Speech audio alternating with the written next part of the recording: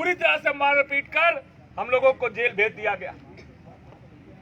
आपकी लड़ाई के लिए हम पूरी ताकत के साथ खड़े हैं और ऐसी निर्लज्ज सरकार, ऐसी बेदर्द सरकार, ऐसी संवेदनहीन सरकार जिसके अंदर बेटी का दर्द ना हो, बहन का दर्द ना हो, जो बेटी बचाओ बेटी पढ़ाओ का नारा देते हैं और उन्हीं बेटी बहनों की पढ़ाई रोकना चाहते हैं, ऐसी सरकार के खिलाफ हम सभी समाजवादी और सभी समाजवादी नौजवान साथी, हमारी सारी यूथ फ्रंटल आपके साथ कदम से कदम मिलाकर खड़ी है और पूरे आशा विश्वास के साथ कहता हूं, आप जब से हमसे जो मदद चाहते हैं हम दिन रात आपके साथ खड़े रहेंगे। हमारे और भी साथी यहाँ मौजूद हैं। डॉक्टर रामचंद्र निर्मल साहब, मैं चाहूंगा आप भी अपनी दो बात नौजवानों से रखिए। साथियों, जैसा कि आप लोगों को हम लोगों को जो सूचना है कि आप लोग कल से आंदोलनरत हैं, पुलिस ने कुछ लाठीचार्ज भी किया आप लोगों पे और आप लोगों को हम लोगों ने एप्लीकेशन पढ़ा है डीएलएड में कि किस नियम के तहत आप लोग मांग कर रहे हैं कि हमें प्रमोट किया जाए। एक छोटी सी मांग है आप लोगों की, उसमें योगी सरकार को कोई आपत्ति नहीं होना चाहिए। आप अपने हक की लड़ाई लड़ रहे हैं, आप जो नियम के तहत अपनी मांग उठा रहे हैं उसमें भी आपको लाठियाँ चलाई जा रही हैं और आप लोग लगातार 48-60 घंटे हो रहे होंगे लगातार आप लोग आंदोलन कर रहे हैं। तो हमारे साथी दिग्विजय सिंह देव जी ने कहा कि समाजवादी पार्टी हमेशा नौजवानों की आवाज़ उठाती रही है और हम लोगों के नेता राष्ट्रीय अध्यक्ष माननीय अखिलेश यादव जी, जब उनकी सरकार थी तो कभी किसी आंदोलनकारियों पे लाठी नहीं चली है। चाहे इस सरकार में आप तुलना कर लीजिए, चाहे वो पेट्रोल डीजल के बढ़ते दाम हो, हम लोगों ने आंदोलन के उस पर लाठियाँ चलाएं। जो बीटीसी के जो शिक्षा मित्र के साथी हैं उन पे आंदोलन चलाया गया। जो साथी रोजगार को लेके मांग करके उस पे लाठियाँ चलाई गई। आप लोग डीएलएड को लेकर के अपने प्रमोट होने का मांग करें, आप पे लाठियाँ चलाई जा रही है, आपकी बात नहीं सुनी जा रही है। ये सरकार लोकतंत्र पे विश्वास नहीं करती है, ये सरकार लाठी और गोली पे विश्वास करती है और पुलिस आपके सामने खड़ी और पुलिस से आपकी आवाज दबाना चाहती है। लेकिन आप लोगों की एकजुटता, आप लोगों का संघर्ष, सरकार को झुकना पड़ेगा और आपकी मांग माननी पड़ेगी। और समाजवादी पार्टी आपके मांग के साथ खड़ी है, आपके आंदोलन के साथ खड़ी, आपके संघर्ष के साथ खड़ी है। हम लोग आपके साथ लड़ाई लड़ सकते हैं, काम सरकार को करना है। सरकार को जो आपको प्रमोट करना, नियम के तहत आप सभी बहनों को भाइयों को प्रमोट करे क्योंकि आपका फ्यूचर है। आपने देखा कि किस प्रकार सरकार सरकारी नौकरियों पे भी हमला कर रही है, 5 साल संविदा पे रखने की बात कर रही है, 50 साल बाद जबरन रिटायरमेंट की बात कर रही है। मैं भी विद्यार्थी हूँ, मैं इलाहाबाद विश्वविद्यालय में पीएचडी कर रहा हूँ लॉ में। आप कल्पना करिए कि 35-36 साल में जो आदमी मेहनत करके नौकरी पाता है, 5 साल उसे आप कॉन्ट्रैक्ट पे रखेंगे। अगर उसको 5 साल कॉन्ट्रैक्ट पूरा किया तो सिर्फ 50 साल में आप रिटायरमेंट हो जाएंगे। ये सरकार कैसी सरकार है? इनकी पिछली सरकार थी, वाजपेयी जी की सरकार थी, उन्होंने पेंशन खत्म करके आजीवन और पेंशन पे जीने वाले व्यक्ति रहे हैं। तो आप जो सोशल सिक्योरिटी है, जो पब्लिक सेक्टर में जो हमारे गरीब जो बेचारे गांव से चल करके सरकारी नौकरी में एक सिक्योरिटी होती है, उसके लिए मेहनत करते हैं, उसको पाते हैं, उन अपने सपने पूरे करते हैं, माँ बाप के सपने पूरे करते हैं, तो सरकार उन पे भी हमला कर रही है। सरकार के विरोध में आप लोग खड़े हैं। जब सरकार के विरोध में कभी नौजवान बहनें और माताओं खड़ी हो जाएं तो सरकार का ज्यादा दिन भविष्य नहीं होता, ना दिन होता है, उसे जाने से कोई बचा नहीं पाएगा। और 2022 में आप लोग इनको बदल देंगे। और ये योगी जी तो किसी से मिलते ही नहीं, बात ही नहीं करना चाहते। क्या दिक्कत है उनको आपसे बात करने में, आपकी बात सुन लेने में, आपका श्योर कर देने में क्या दिक्कत है उनको? लेकिन आपके पास आएंगे नहीं। अगर हमारी सरकार होती, हमारे नेता होते, तो आप लोगों में से 5 लोगों को 10 लोगों को बुला करके और स्वयं मिलते, आपकी समस्या का निदान करते। जो साथी पहले आंदोलन किए हों, जो साथी नौकरियां पाके, पूछ लीजिए कि राष्ट्रीय अध्यक्ष माननीय अखिलेश यादव जी कैसे आंदोलनकारियों से मिलते थे, किसी पे एक लाठी नहीं चलने देते थे। और खास तौर से महिलाओं पे, नौजवानों पे तो कभी लाठियां नहीं चली सरकार के समय। और ऐसी जेन्युइन मांग को लेकर के सरकार लाठियां चला रही है, आपको डिटेन कर रही है, आपको इस पार्क में बैठने को मजबूर कर रही है, बिना खाना खाए बिना पिए आप लोग लगातार लड़ रहे हैं। तो सरकार को सुनना चाहिए। और समाजवादी पार्टी आपकी समस्या को प्रदेश अध्यक्ष जी को अवगत करा दिया गया, राष्ट्रीय अध्यक्ष जी आ गए हैं, इन सारी समस्याओं को आपको अवगत करा दिया। उनके आदेश से, निर्देश से हम लोग आए हैं आपके बीच में। और आप लोग जहां भी हम लोगों की मदद हो, ये यूथ फ्रंटल और पूरी समाजवादी पार्टी आपकी लड़ाई लड़ेगी। एक संवैधानिक तरीके से, लोकतांत्रिक तरीके से आप लोगों की मांग को रखा जाएगा और सरकार को इसे मानना चाहिए, सुनना चाहिए उसे। आपके आंदोलन से तो सीख ही लेना चाहिए कि जिन साथियों ने, जिन भाई बहनों ने अपने घर द्वार छोड़ करके और सिर्फ एक छोटी सी मांग कर रहे हैं कि हमें आप प्रमोट करिए, वो भी नियम के तहत प्रमोट करिए। कोई आपसे भीख नहीं मांग रहा है, कोई आपसे एहसान नहीं मांग रहा है, लेकिन उसको भी सरकार नहीं सुन रही है। तो आप समझिए कि ये लोकतंत्र की हत्यारी सरकार है, संविधान विरोधी सरकार है। और आप लोगों के आंदोलन के आगे तो बड़े बड़े लोग झुके हैं, नौजवानों के आगे, नौजवानों के आंदोलन के आगे तो बड़ी सरकारें गिरी। दुनिया के आपने इतिहास पढ़ा हो, तमाम साथी इतिहास के भी होंगे, जब जब नौजवानों ने आंदोलन किया है तो सरकारें हिली हैं, उनका जो अन्याय और अत्याचार उसे वो मिटा है।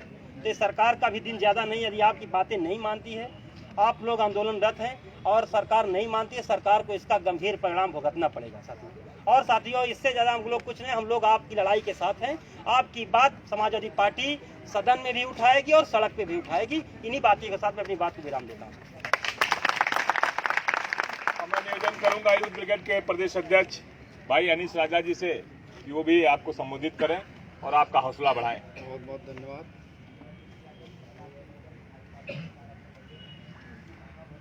जिस देश की सड़कें वीरान हो जाती हैं, उस देश की संसदें आवारा हो जाती हैं।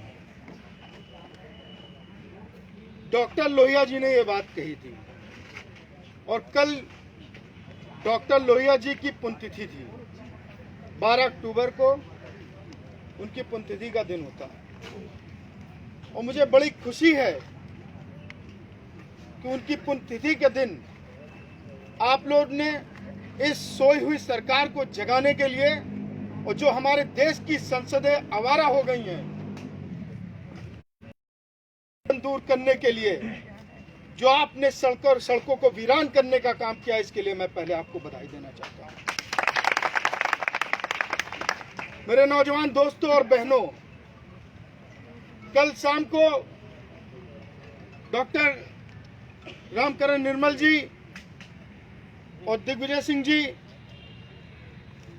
से हम लोगों की आपस में बात हुई और यहाँ पर कोई एक साथी है जिससे हमारी फोन पे बात हुई थी। हमारे यहाँ लोकल में एक हमारा विनय तिवारी लड़का रहता, उसने आकर के आपसे बात कराई थी। आपके एप्लीकेशन का व्हाट्सएप भी मैंने उससे मंगवाया था जो आप ज्ञापन देने के लिए आए थे। उसके बाद हम लोगों ने आपकी बात को सोशल मीडिया के माध्यम से पूरे प्रदेश में फैलाने का काम किया। आप लोगों ने भी किया होगा और हम समाजवादियों ने भी आपके उस मांग को, उस ज्ञापन के साथ साथ आप जो यहाँ पर धरने पर बैठे हुए हैं, ठंड का मौसम शुरू हो गया है और कल रात से आप लोग यहाँ पर बैठे हुए हैं। शिक्षा मंत्री के आवास पे आपने आंदोलन और प्रदर्शन करने का काम किया। सरकार ने आपके ऊपर, सरकार के इशारे पर पुलिस ने लाठी बर्बरतापूर्वक मारा, तो ये आपके ऊपर एक स्पेशली नहीं मारा है।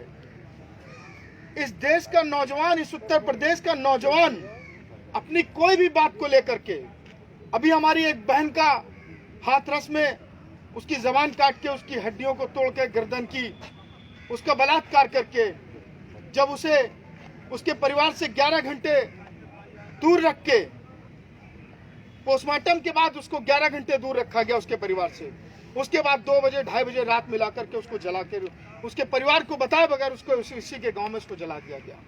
इन मांगों को लेकर के हम तमाम नौजवान, जब समाजवादी के नौजवान विधानसभा उसको घेरने जाते हैं तो हम लोगों को बर्बरतापूर्वक मारने का काम किया जाता है। इस देश का, इस उत्तर प्रदेश का नौजवान जो अपनी बात को कहने के लिए इस सरकार के पास जाता है, इस उत्तर प्रदेश के मुख्यमंत्री जी के पास जाता है, तो उससे ना वो मिलते हैं, ना उसका वो काम करने का काम करते हैं।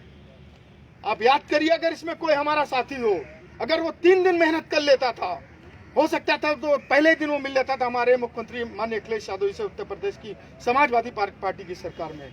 अगर वो 3 दिन मेहनत कर लेता था, चाहे वो कोई संगठन अपनी मांग कर रहा हो, चाहे कोई नौजवान अपनी मांग कर रहा हो, चाहे कोई भी अपना व्यक्तिगत काम लेकर के गया हो, तो अगर वो 3 दिन लेता था तो वो माननीय अखिलेश यादव जी से मुलाकात कर लेता था।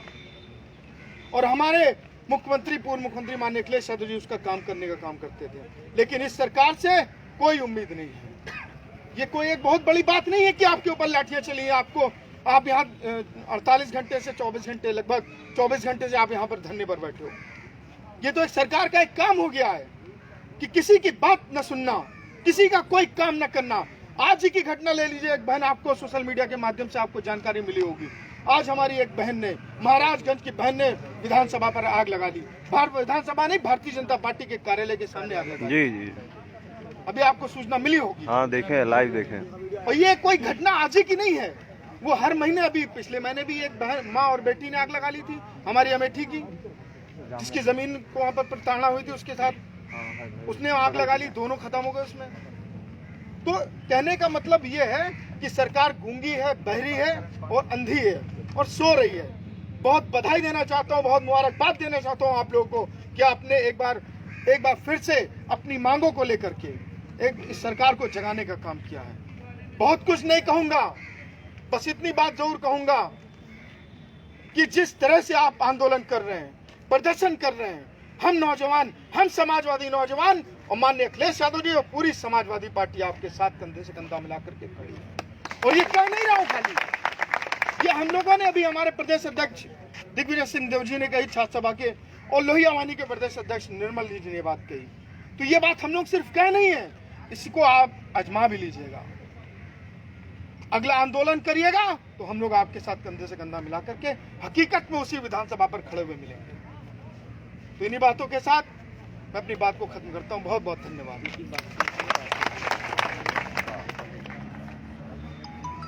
आप लोगों के पास तो ज्ञापन हम लोगों के पास तो आएगा।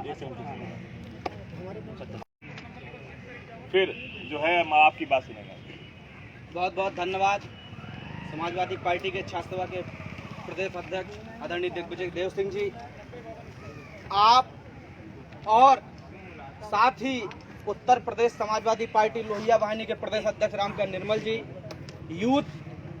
मुलायम सिंह यूथ ब्रिगेड के प्रदेश अध्यक्ष माननीय अनीश राजा जी, आप लोग पूरी समाजवादी पार्टी की तरफ से पूरे प्रदेश के हर एक छात्र नौजवानों के मुद्दे पर जिस तरह से हर जगह खड़े होते हैं, आप लोग बधाई के पात्र हैं।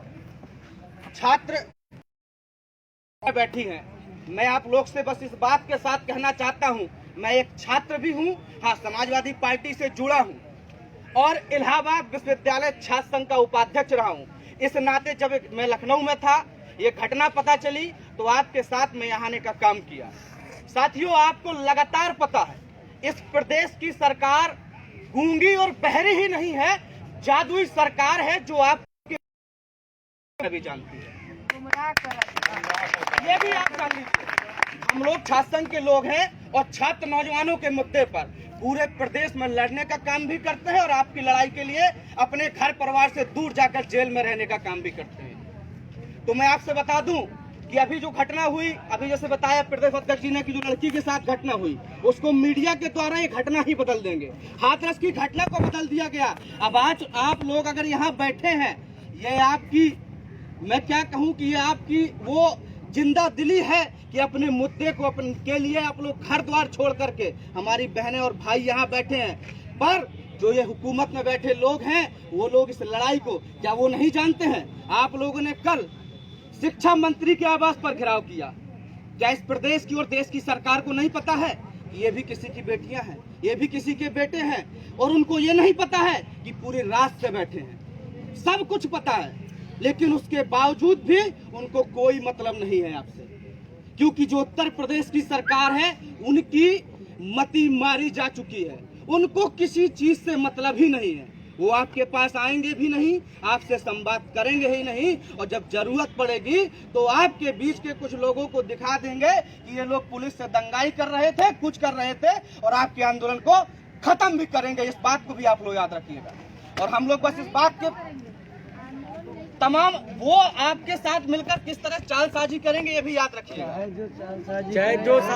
तो हम लोग बस इस बात, हम लोग ये बता रहे हैं, और मैं इस बात का विश्वास दिलाता हूं कि समाजवादी पार्टी और उत्तर प्रदेश के हर छात्र संघ का निकलने वाला नौजवान, हर लोग आपके साथ खड़ा है, हमारी बहनों के साथ खड़ा है, हमारे भाइयों के साथ खड़ा है, और हम लोग आपके साथ है। जिस तरह से होगा लड़ाई जाएगी। बहुत बहुत धन्यवाद। बहुत बहुत धन्यवाद। नौजवान साथियों, मैं आपका शुक्रगुजार हूं। ये नौजवान बड़ी संख्या में जो आकर निकल कर आए और जो लड़ाई आपने लड़नी शुरू की है, इतिहास जब लिखा जाएगा तो आपकी हौसले के अफसाने लिखे जाएंगे। दरिया में बांध